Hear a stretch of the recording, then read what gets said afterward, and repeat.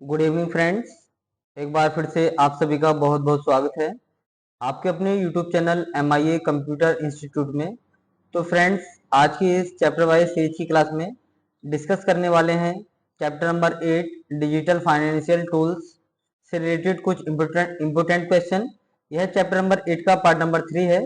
इससे पहले की वीडियो में चैप्टर नंबर 8 के पार्ट नंबर 2 कवर कर चुके हैं। तो फ्रेंड्स, बने रहिए शुरू से लेकर आखिर तक हमारे साथ। तो चलिए शुरू करते हैं आज का क्लास। आज हम स्टार्ट कर रहे हैं क्वेश्चन नंबर 61 से और 90 तक इसको सॉल्व करेंगे। तो आज का पहला क्वेश्चन यानी कि 61, डीमैट खाता एक प्रकार का है। Demat account is a type of, option A न्यूनतम रुपए 10,000 शेष, जीरो बैलेंस अकाउंट न्यूनतम रुपए 5,000 शेष, ऑप्शन डी ट्रेडिंग शेयरों के लिए खाते, यानी कि ट्रेडिंग जो शेयरिंग होती है उसके खाते। तो डीमेट खाता एक प्रकार का कौन सा खाता है? ट्रेडिंग शेयरिंग के लिए। तो option D is the right answer. Question number 62, RTGS के लिए 2 लाख से 5 लाख के बीच लेन देन शुल्क क्या है? What is the transaction charges for the RTGS amounting between 2 lakh to 5 lakh? तो 2 लाख से 5 लाख के बीच जो लेन देन शुल्क यानी कि ट्रांजेक्शन चार्जेस होते हैं वो है हमारा 25 रुपए, यानी कि option D is the right answer. Question number 63, POS system की सेवा तक पहुंचने के लिए कौन सी आवश्यकता नहीं है? Which is not required for accessing the service of POS system. तो पीओएस सिस्टम की सेवा तक पहुंचने के लिए कौन सी आवश्यकता नहीं है? इंटरनेट, पिन, डेबिट या क्रेडिट कार्ड या अकाउंट नंबर। तो पीओएस सिस्टम की सेवा तक पहुंचने के लिए अकाउंट नंबर की आवश्यकता नहीं होती है। इंटरनेट की भी होती है, पिन की भी होती है और डेबिट और क्रेडिट कार्ड की भी होती है, बट अकाउंट नंबर की नहीं होती है, इसलिए option D is the right answer. Question number 64, UPI में भाग लेने वाले बैंकों के लिए पात्र मानदंड यह है कि बैंक को मोबाइल बैंकिंग सेवा के लिए आरबीआई से अनुमोदन प्राप्त होना चाहिए और पर भी लाइव होना चाहिए, यानी कि किस पर लाइव होना चाहिए। The eligible criteria for the bank who can participate in UPI is that the bank should have approval from RBI for mobile banking service and also should be live on। तो क्या होगा इसका answer? BBPS, यानी कि RBI से अनुमोदन प्राप्त होना चाहिए और बीबीपीएस पर भी लाइव होना चाहिए। बीबीपीएस का फुल फॉर्म क्या होता है? Bharat bill payment system. तो ट्रिपल सी में कई बार क्वेश्चन पूछा जा सकता है कि बीबीपीएस का फुल फॉर्म क्या होता है? Bharat bill payment system. तो क्वेश्चन नंबर 64 का राइट आंसर क्या हो जाएगा? Option B, BBPS. Option B is the right answer. Question number 65,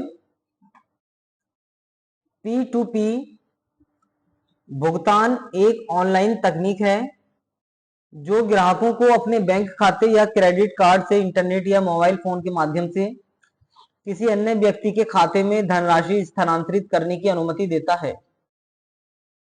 P2P payments are an online technology that allows customers to transfer funds from their bank account or credit card to another individual's account via the internet or a mobile phone।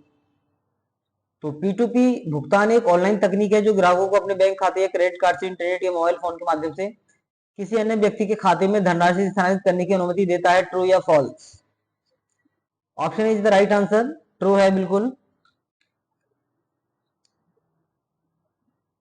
Question number 66, suppose you are transferring a sum through net, which of the following step is not required in the process। मान लें कि आप NEFT यानी कि NEFT के माध्यम से एक राशि स्थानांतरित कर रहे हैं। इस प्रक्रिया में निम्नलिखित में से कौन सा कदम आवश्यक नहीं है? निम्नलिखित में से कौन सा कदम आवश्यक नहीं है? तो 4 विकल्प हैं जिसमें 3 ठीक हैं, लेकिन एक कदम यानी कि एक विकल्प ऐसा है जो ठीक नहीं है, वो आपको बताना है। तो बैंक का नाम भी होता है। एनईएफटी द्वारा जब आप ट्रांजैक्शन करेंगे तो उसमें बैंक का नाम होना चाहिए, बेनिफिशियरी यानी कि हितग्राही का नाम होना चाहिए, आईएफएससी कोड का नाम होना चाहिए। एनईएफटी का उद्देश्य ये नहीं है, एनईएफटी का उद्देश्य ये नहीं है। तो क्वेश्चन नंबर 66 का जो आंसर होगा यानी कि जो विकल्प है वो है ऑप्शन डी। एनईएफटी का उद्देश्य है पर्पज ऑफ द नेफ NEFT. Option D is the right answer.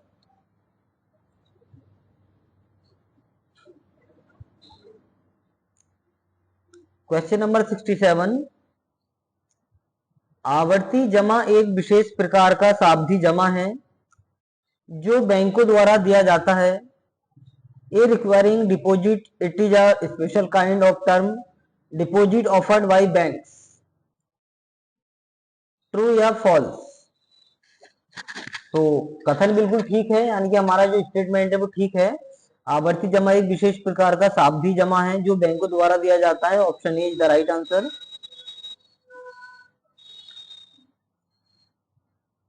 Question number 68, कौन सी फाइनेंस कंपनी नहीं है?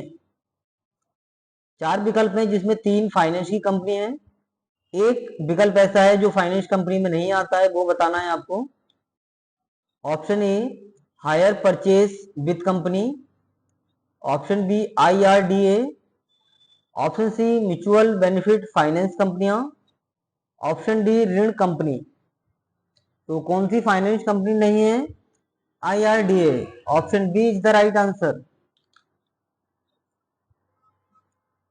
क्वेश्चन नंबर 69, आउटलेट एक व्यापारी के व्यवसाय के नेटवर्क में खुदरा श्रृंखला के एक भौतिक स्थान को संदर्भित करता है। ट्रू या फॉल्स? तो आउटलेट एक व्यापारी के व्यवसाय के नेटवर्क में खुदरा श्रृंखला के एक भौतिक स्थान को संदर्भित करता है। स्टेटमेंट ठीक है। Option A is the right answer. Question number 70, QR code में अक्सर किसके लिए डेटा नहीं होता है जो किसी वेबसाइट या एप्लीकेशन को इंगित करता है? QR code often does not contain data for that points to a website or application. Option A locator, option B tracker, option C person, option D identifier. तो क्यूआर कोड में अक्सर person के लिए data नहीं होता है जो किसी वेबसाइट या एप्लीकेशन को इंगित करता है। तो option C is the right answer. तो फ्रेंड्स, आप देख रहे हैं हमारे साथ आपको अपना YouTube channel MI computer institute, जिसमें हम ट्रिपल सी की चैप्टर वाइज सीरीज चला रहे हैं। ट्रिपल सी के टोटल 9 चैप्टर होते हैं। ये हमारा चैप्टर नंबर 8 चल रहा है। इससे पहले अभी तक हम अपने चैनल पर चैप्टर 7 टोटल अपलोड कर चुके हैं और हम हर चैप्टर के 3-3 पार्ट लेकर के आए हैं। ये हमारा चैप्टर नंबर 8 का पार्ट नंबर 3 है, यानी कि चैप्टर 8 का लास्ट पार्ट है। इसके बाद हम लेकर के आएंगे चैप्टर नंबर 9। उसमें भी हम 3 पार्ट्स करेंगे, यानी कि चैप्टर नंबर 9 को भी 3 पार्टों में लेकर के आएंगे, पार्ट 1 में, पार्ट 2 में और पार्ट 3 में। तो यह वीडियो अगर आप देख रहे हैं और हमारे चैनल पर नए आए हैं या अभी तक आपने हमारे चैनल को सब्सक्राइब नहीं किया है तो प्लीज हमारे चैनल को सब्सक्राइब कर लीजिए और बेल आइकन को दबाना ना भूलें। चलिए क्लास को कंटिन्यू करते हैं। क्वेश्चन नंबर 71, भारत में जमा प्रमाण पत्र जारी करने को कौन नियंत्रित करता है? What governs the issuance of certificate of deposit in India? Bharat में जमा प्रमाण पत्र जारी करने को कौन नियंत्रित करता है? फिक्स्ड इनकम मनी मार्केट और डेरिवेटिव एसोसिएशन, या फिर भारतीय रिजर्व बैंक, या फिर विदेशी मुद्रा dealer association of India, option D finance benchmark India private limited. तो भारत में जन्म प्रमाण पत्र जारी करने को कौन नियंत्रित करता है?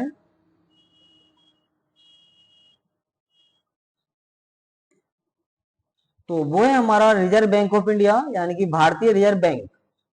Option B is the right answer.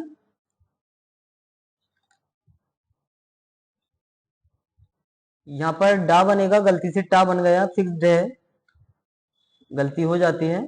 चलिए आगे बढ़ते हैं। Question number 72।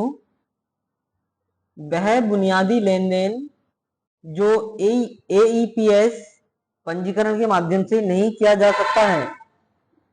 The basic transaction that can not be done through AEPS registration is. तो AEPS पंजीकरण के माध्यम से नहीं किया जा सकता, वह कौन सा बुनियादी लेन देन है? नकद जमा, मेलों की दुकानों पर खरीदारी, बैलेंस पूछताछ, ITR भरना। तो वह बुनियादी लेन देन यानी कि AEPS के द्वारा आप क्या क्या नहीं कर सकते? कैश डिपॉजिट कर सकते हैं, मेलों की दुकानों पर खरीदारी कर सकते हैं, बैलेंस इंक्वायरी पूछताछ कर सकते हैं बैलेंस की, ITR फिल नहीं कर सकते। तो option D is the right answer.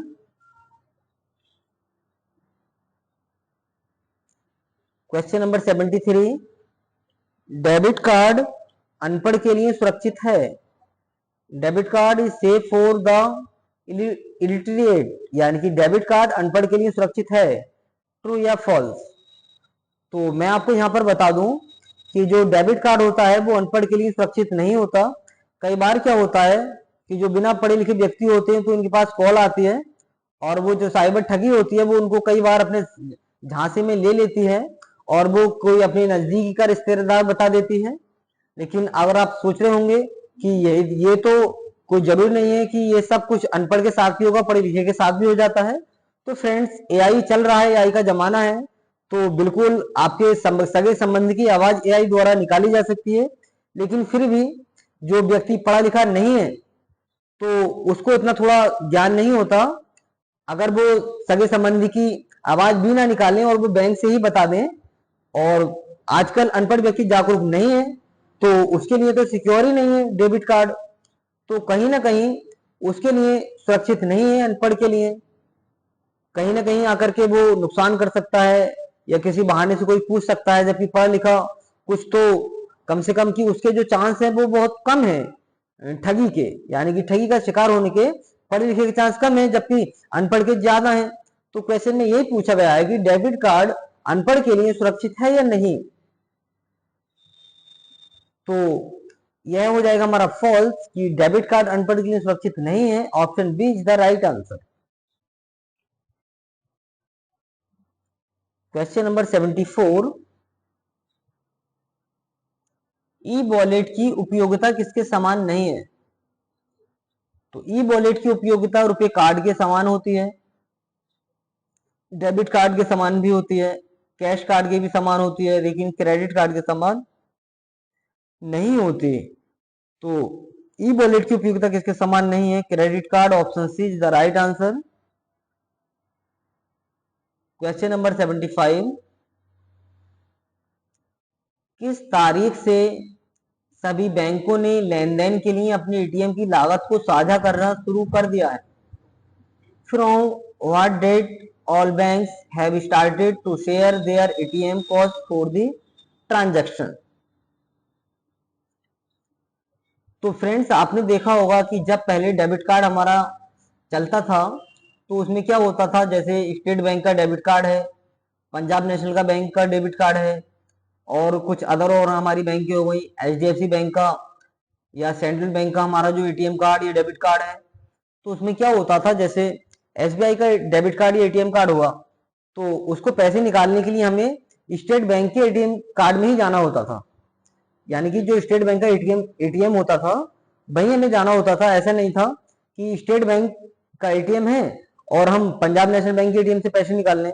पैसे निकल तो जाते थे बट वहां पे चार्ज आपको अलग से देने होते थे, और स्टेट बैंक का है, स्टेट बैंक के ATM से आप पैसे निकालेंगे तो वहां कोई चार्ज नहीं देना होता था।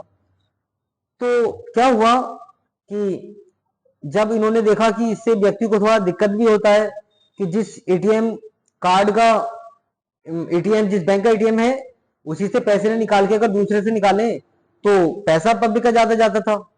दूसरा क्या था कि हर बैंक को अपना एटीएम कार्ड अवश्य ही आसपास में लगाना होता था, जिसकी वजह से सभी बैंकों ने आपस में बातचीत की और लागू कर दिया कि किसी भी एटीएम को, यानी किसी भी बैंक के एटीएम को किसी भी दूसरे बैंक के एटीएम से लगाकर पैसे बिना किसी कॉस्ट के, यानी कि बिना किसी चार्ज के वह ट्रांजैक्शन यानी कि कर सकता है, यानी कि पैसे निकाल सकता है। आपने देखा होगा इस समय अगर पंजाब नेशनल बैंक का हमारे पास एटीएम कार्ड है तो हम स्टेट बैंक से, जो स्टेट बैंक का एटीएम है ना, वहां से हम पैसे इजीली निकाल सकते हैं। पहले ये सुविधा नहीं थी, अगर निकल भी जाया करता था किसी बैंक का दूसरे बैंक के एटीएम से तो वहां पर आपको चार्ज देना पड़ता था एक्स्ट्रा।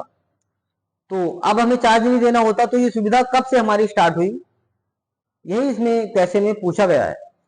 तो वो हुआ था हमारा 1 अप्रैल 2009 को। Option C is the right answer.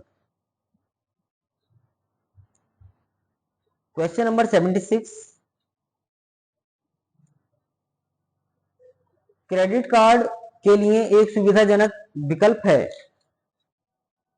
Credit card के लिए एक सुविधाजनक विकल्प है, क्या है? कैश, चेक या नकद और चेक दोनों, या कोई विकल्प नहीं। तो क्रेडिट कार्ड नकद और चेक दोनों के लिए एक सुविधाजनक विकल्प है। Option C is the right answer. Question number 77, electronic cheque इनमें से कौन सा रूप है? An electronic cheque is one form of what? E commerce, E cheque, online banking या चेक? तो इलेक्ट्रॉनिक चेक इनमें से कौन सा रूप है ऑनलाइन बैंकिंग का? Option C is the right answer. Question number 78, UPI उपयोग करके फंड ट्रांसफर की सीमा क्या है? 50,000 रुपए, 20,000 रुपए, 1 लाख रुपए या 10,000 रुपए? तो यूपीआई का उपयोग करके आप 1 लाख रुपए का फंड ट्रांसफर कर सकते हैं, यानी कि यूपीआई उपयोग करके फंड ट्रांसफर की जो सीमा है वो रुपए 1 लाख है। Option C is the right answer. Question number 79, Bharat के कितने बैंक स्विफ्ट के अंतरराष्ट्रीय दूरसंचार नेटवर्क में शामिल हुए हैं? How many banks in India joint the international telecommunication network of Swift? यानी कि ऐसे कितने बैंक हैं भारत में जो अपने देश से दूसरे देशों में पैसा ट्रांसफर करा सकते हैं, यानी कि जिसमें बैंक जैसे कि नेफ्ट हुआ, आरटीजीएस हुआ, तो इनके अलावा एक होता हमारा स्विफ्ट। स्विफ्ट के द्वारा जब आप ट्रांजेक्शन करते हैं तो स्विफ्ट में क्या होता है, एक देश से दूसरे देश में पैसा आप ट्रांसफर कर सकते हैं। तो ऐसे कितने भारत में बैंक हैं जो स्विफ्ट यानी कि इसका जो ट्रांजेक्शन होता है स्विफ्ट वो संचारित करते हैं, यानी कि ऐसे दूरसंचार नेटवर्क में शामिल हैं कितने बैंक हैं? तो अभी तक जो संख्या है वो 46 है। इन फ्यूचर पता नहीं घट सकते हैं या बढ़ सकते हैं, लेकिन हाल ही में जितने बैंक हैं भारत में अभी वो 46 हैं। तो कुछ समय बाद आप इसको अपडेट करते रहें, गूगल पे चेक कर सकते हैं कि भारत के कितने बैंक हैं जो स्विफ्ट यानी कि एक देश से दूसरे देश में पैसे ट्रांसफर करने की सुविधा रखते हैं। तो option B is the right answer.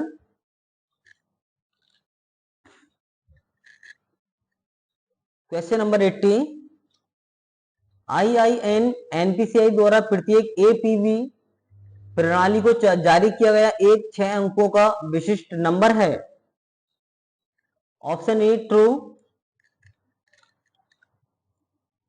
Question number 81, किस प्रकार का ई कॉमर्स उपभोक्ताओं को एक दूसरे से लेन देन पर ध्यान केंद्रित करता है? C2B, customer to business, B2B, business to business, C2C, customer to customer, B2C, business to customer. तो किस प्रकार का ई कॉमर्स उपभोक्ताओं को एक दूसरे से लेन देन पर ध्यान केंद्रित करता है? जैसे OLX हुआ हमारा, उस पर जैसे आपने कोई चीज वहां पर बेचनी है, खरीदनी है, तो कस्टमर भी आप होते हैं और सामने वाला भी कस्टमर ही होता है।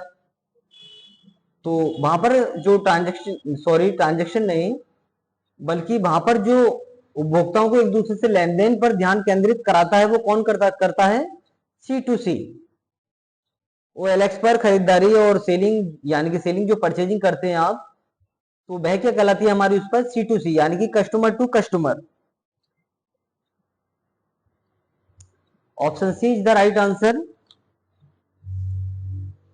क्वेश्चन नंबर 82, दिसंबर 2019 तक ग्राहक के लिए AEPS लेन देन शुल्क कितनी था? यहाँ पर मिस्टेक है, कितना था ये आपको बताना है।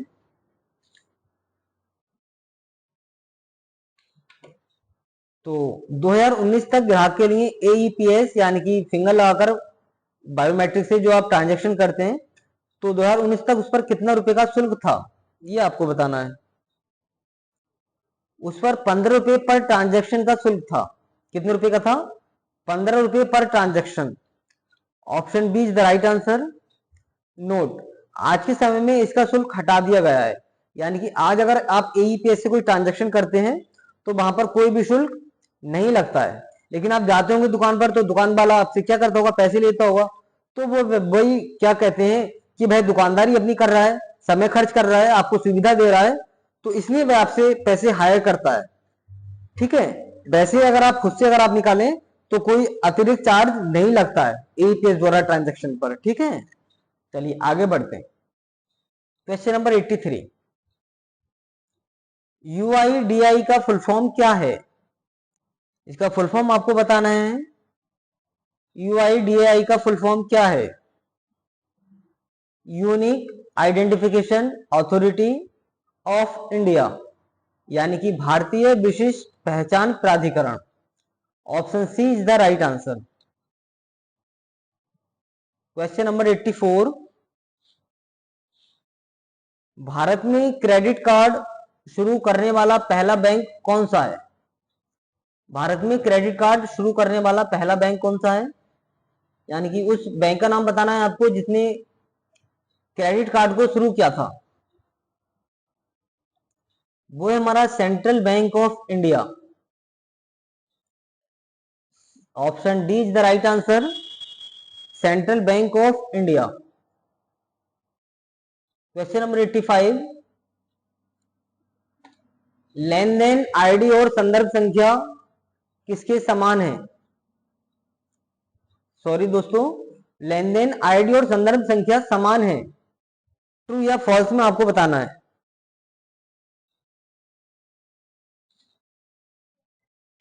तो लेन देन आईडी और संदर्भ संख्या समान होती है, स्टेटमेंट ठीक है। Option A is the right answer.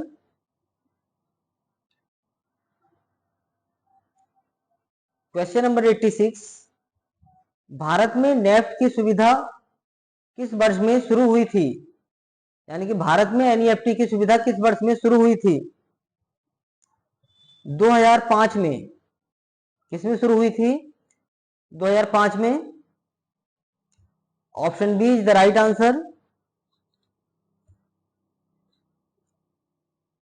Question number 87, RTGS का उपयोग करके फंड ट्रांसफर की सीमा क्या है?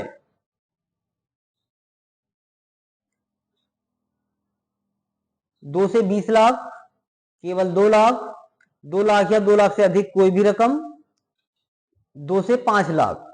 तो RTGS का उपयोग करके फंड ट्रांसफर की सीमा 2 लाख या 2 लाख से अधिक कोई भी रकम हो सकती है।